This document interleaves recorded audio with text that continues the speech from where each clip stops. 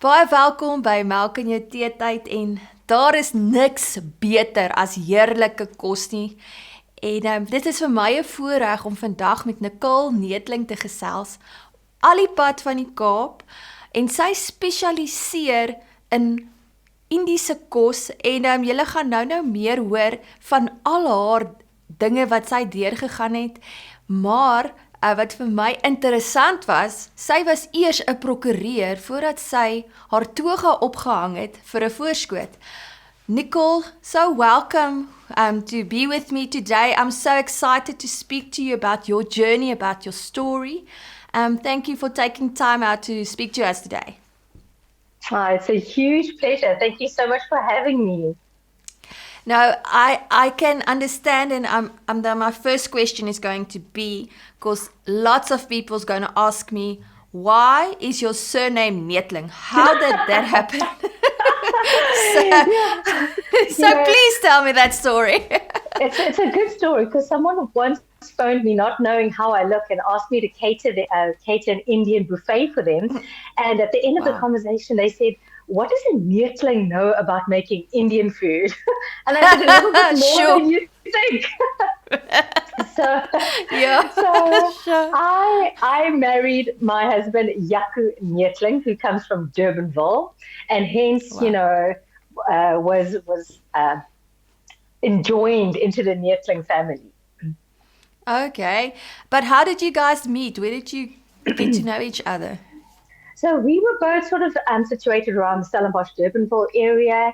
And at that time, my mom was leaving for Dubai and asked me to come and live in Durbanville with my sister. And during that time, a friend of mine asked me, don't I want to come and join their small group in Durbanville? And I said, no, I'm really based in Stellenbosch. I don't want to spend more time in Durbanville. And Brachis, the day we put my sister on a plane to go join my mom, I did have this feeling, sure, something's about to open up. It feels like space has been created in my life. And the same friend says, listen, let's go drop off your sister and let's go to Cell tonight. And I thought, oh, okay, well, why not? And it was there that this cute guy with the green eyes and this bright yellow sweater comes and says hello to me. And that was Jaco. And so we were friends for about the rest of history. Yeah, sorry. But and then you've got 3 beautiful boys, if I'm not mistaken? Yes, I have 3. I have Noah, Jonah, and Sammy. And they're such sweethearts. In fact, you will have to have them on the next time. Every time I do an interview, they go, Mama, did they want to speak to us as well? We'll do next time. Oh, so sweet. But can I ask you, if you want to, isn't it sometimes difficult that people maybe frown upon this because it's different cultures? Was it difficult for you, or was it easy? How were you accepted into his family that's mostly pro-Afrikaans speaking and Afrikaner, Good question. I think, I went to a white Catholic school from the time I was 5 years old. So I grew up a little bit like Moses. I feel like I belonged. I was educated. I was, taught to be well-spoken. And then I came to Stellenbosch, the land of Afrikaans, and had a lot of different friends from all over the world. And so I think my identity was quite solid, and I was comfortable with other cultures. And so I think Jaco had a few fears when he was about to introduce me. And I remember actually one day in specific where we get to his mom's house and we see his uncle's car there. And he must have got such a fright thinking, what are they going to say? That he sort of made up a story saying, maybe they're sleeping, maybe we should go, maybe we should come back later. And he obviously saw my face drop to like this, what? And I remember just saying to him, Jakes, you know what? No matter what other people think or feel, let's always enter a room expecting the best. I've spent time really trying to make sure that I can converse in Afrikaans, and when I walk in, they can, hello oom, hoe gaan het oom? Really try and meet them on, a respectful level. So if we if we're meeting people of different cultures or your culture, let's go in expecting the best. And I think that's helped a lot in how we approach new places we go to. We always just go and we be ourselves, and we literally let God do the rest. And none of his family has ever sort of shown any difference, towards me. So I've been very blessed. Yeah, that is really a blessing. And I think it's also good because it teaches us to let go of all these boundaries and ideas and what that we do have, that we can just lay them down and love people for who they are. Absolutely. And not to anticipate the negative, to go in confidently and to go in respectfully and speak the person's language and connect with the person where they're at. And you see the boundaries come tumbling down from there. Yes. Now, where did you grow up before you came to the lovely Cape Town? So, where did I live? Yeah, where did you grow up? Okay. Sorry. Yeah. I grew up in Natal, in Durban, in a tiny lovely. Little, yes. So in a tiny little town called Tongaat. And I went to school in Durbs. So it was a very, very different scenery, and Fynbos is something that I had to grow to love. Okay. Yes. My father loved Natal. He always sang that song, Groen is die land van Natal. And I think if he could have stayed there forever, he would have. But my mom said, no, it's too humid. She wants to come back to Pretoria. So that was our journey. So there's a little bit of a heart sore if I hear of Natal and Durban, because my dad loves Durban. So, but you weren't a Christian all your life? No. I grew up in a very Hindu household and family. So we learned about all the Hindu gods. We studied the Hindu scriptures. We went to the temples. That was our worldview, is that it was a Hindu sort of community that we came from. So very, very different to what we know now. And how did you get to become a Christian? What happened there? So, the Hindu culture is very rife in their spiritual life. So the supernatural is quite evident on a weekly basis. You're not in any doubt that the supernatural exists. And I was always one for just wanting more. I just want to know more. And if I knew this about the gods, and I wanted more of it. And I would literally hide in the temples, like in this inner court where, only the priests are allowed. And I just want to be closer to all of these gods. And there was a specific ceremony that we were having, and everyone was dressed up, and the music were going. The Indian instruments are quite, they're beautiful. And they were singing, and the instruments were playing, and people were worshipping, if I can use that word. And I just felt electricity in the air. And I thought today was the day I was going to engage with the supernatural life, like something was going to happen. I mean, I was 13 years old, but I thought fire was going to fall, like something amazing was going to happen. And the priest goes into this tiny inner chamber, and I thought when he comes out back into the hall where the rest of us are, that's when it was going to happen. And so I waited as he went in. I thought, okay, here we go. And I remember holding my breath. And as he came out, nothing happened. Sure. And I remember that feeling of such disappointment, going, no, man, there's got to be more than this. Why did I not experience anything? And then I thought, maybe there's a God I don't know. I know there's many gods. Maybe there's one that I don't know. Maybe he must just show me who he is. And I sort of put that out there, and I left it.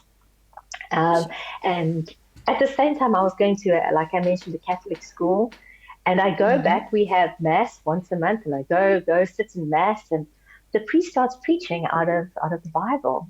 And I've been in the school for 7 years, so I've been to 7 years worth of mass. And that day, when he spoke, something started stirring inside me. I mean, I can't remember what he said. Maybe he was saying something like, come follow me. And I wanted to get up out of my chair and say, yes, I want to follow, but where are we going? Why isn't anyone else going? And I had this urge to stand up and respond. And this kind of happened for a couple of months until a day my mom said, let's go to church. Or do you want to come to church with me? And my mom was a staunch Hindu. Like, you couldn't tell her about Jesus. She only ever came to Mass when I was reading out of the Bible. You know, it was my turn to read the scriptures. But you couldn't convert her. And so when my mom said, come to church with me, I was like, okay, I'm more intrigued myself than to question you right now. So we go to church, and it's a little bit more charismatic. But again, when the pastor started preaching out of the word, I was just like moved. I was moved beyond knowing what to do. And like all good mothers, she says, you know, go up for prayer afterwards. And I said, but I don't know what to pray for. In Hinduism, we have different gods and we have different mantras. And, you know, I don't need any of those things now. And in our Catholic church, we learn different prayers at different times of the day. So I go into this space going, I don't know what to say. And so out of all these years of cumulative knowledge of all of these gods, the best thing I could think of to say as I stood up there was, hi, God. Your turn. You said something. That is brilliant. Yeah. And so I kind of stood there quite expectant for him to respond or reply. But out of the corner of my eye, I see a pastor praying for people, and people are falling down. And I'm like, whoa, wait a minute now. I'm wearing a dress. I'm 13 years old. This falling down is not going to work for me. Yes.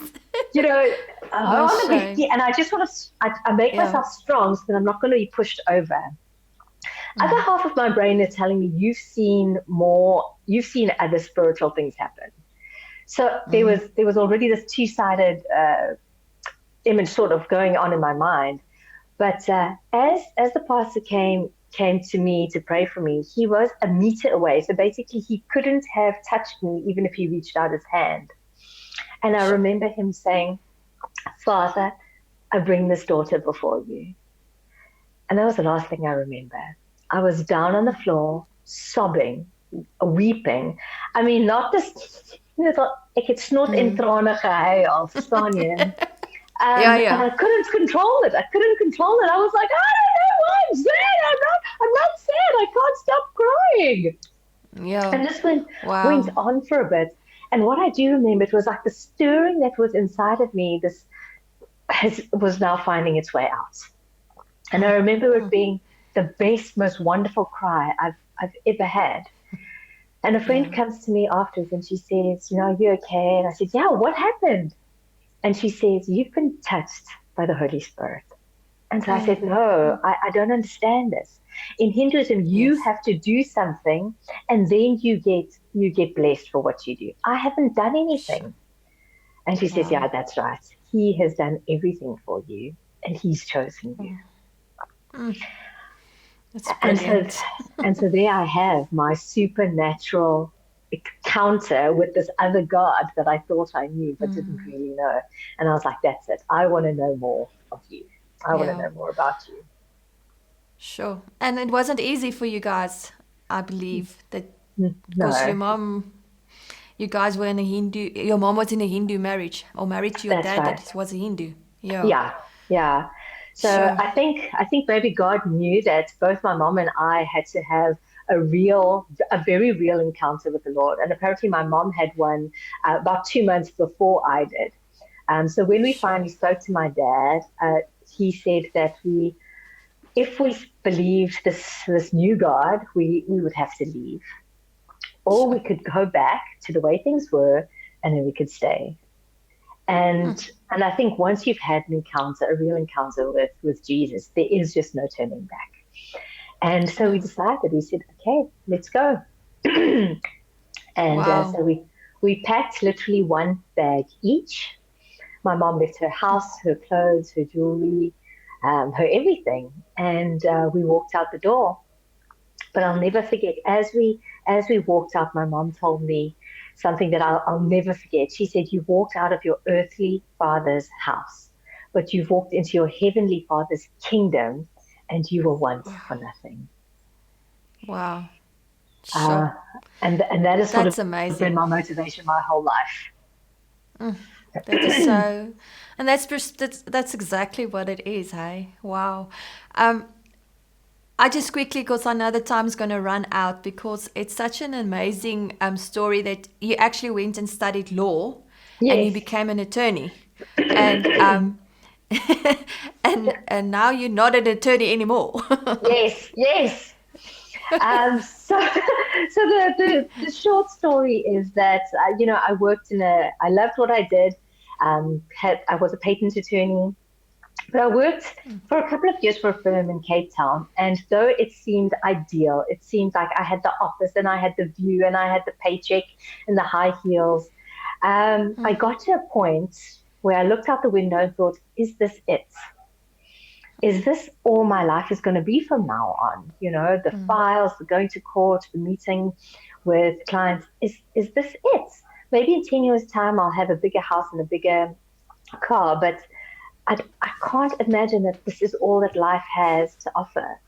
And so I started asking the Lord. I was like, Lord, what is there more for us? And then I fell pregnant with my first son, and Yaku and I both started asking the Lord questions, and the answer that came to both of us was that I can stop working. And to give you context, Yaku was earning less than our rent at the time. So feasibly, It didn't sound right. But we both believed like this is what God wanted us to do. And like you know my story, I've been through worse. So like it all prepped me for this moment to say, you know what, Lord, this is fine. And I resigned, stopped working. We scaled down completely to a 2-bedroom flat. And in that flat, I asked the Lord, what now? And I came across the story of Elijah, who was hungry in the desert, and how God takes him to the widow and says, she'll feed you and give you a place to stay. And when Elijah gets there, the widow says, I've only got a bit of flour and a bit of oil. And if I use it, we're going to die. There's no one else to provide for us.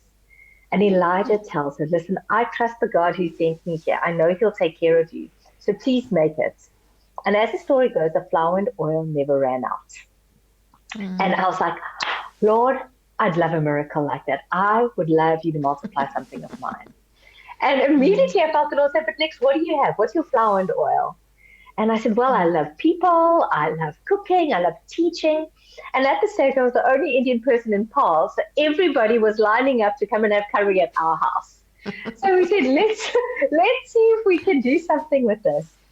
And so literally we started inviting people into our house and teaching them how to make food the way my mom did. No culinary skills needed. It was just cooking together. And the first time we did it, I realized these strangers are coming in. We're cooking together. We're making a meal. We're discovering each other's backgrounds, families. Something special happened. You connect with people. And I think that day, I'm going to show you now, Flour and Oil was born. It's the brand of my company name. And every time I meet with people, I tell them this is where it started. This is how Flour and Oil began.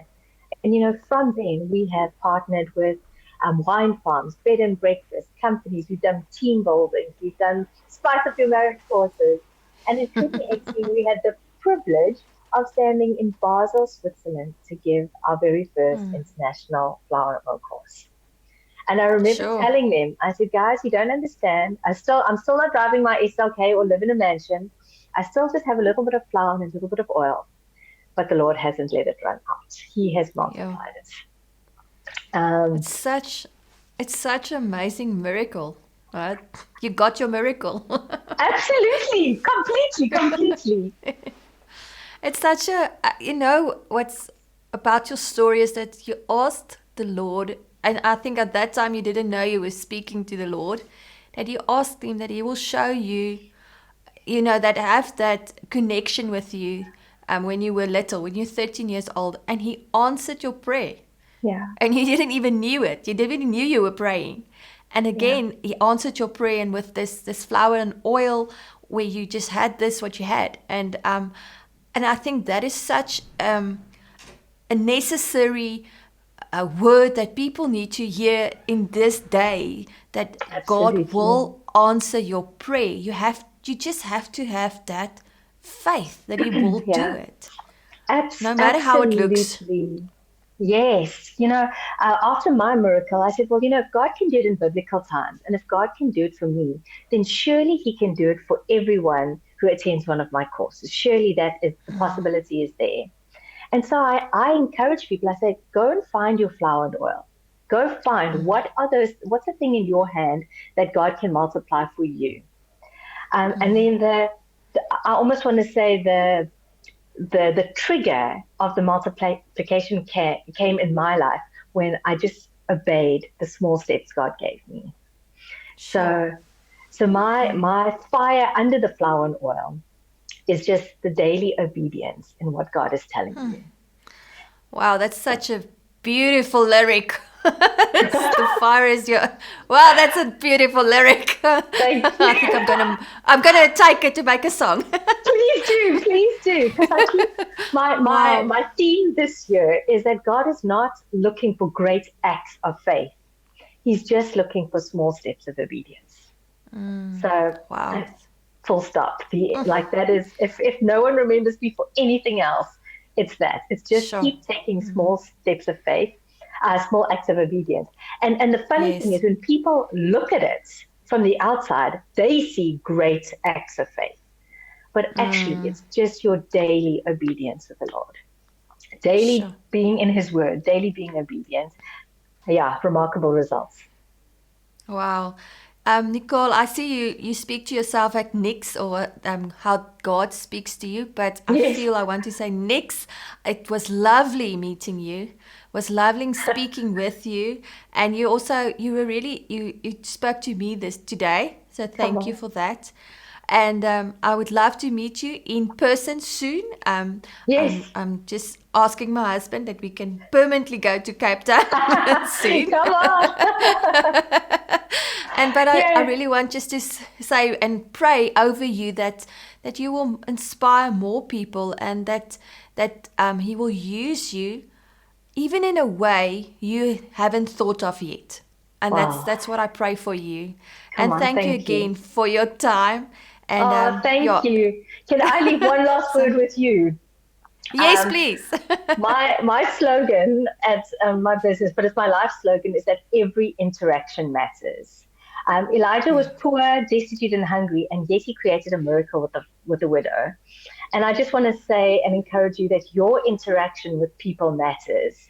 You encounter people that I will never meet. You encounter people from all over different places. Just know that your interaction matters to them, and that you have the ability to create miracles in other people's lives. That's so true. Sure. Thank you. Thank you for that. It's a huge pleasure. Be blessed, and I really hope, we get to see you either on this side or on your side of the world. Amen. Preach it, sister. Preach it. Daar sê baie dankie dat julle saam met ons gekyk het en dat julle ons storie geluister het vandag in Engels.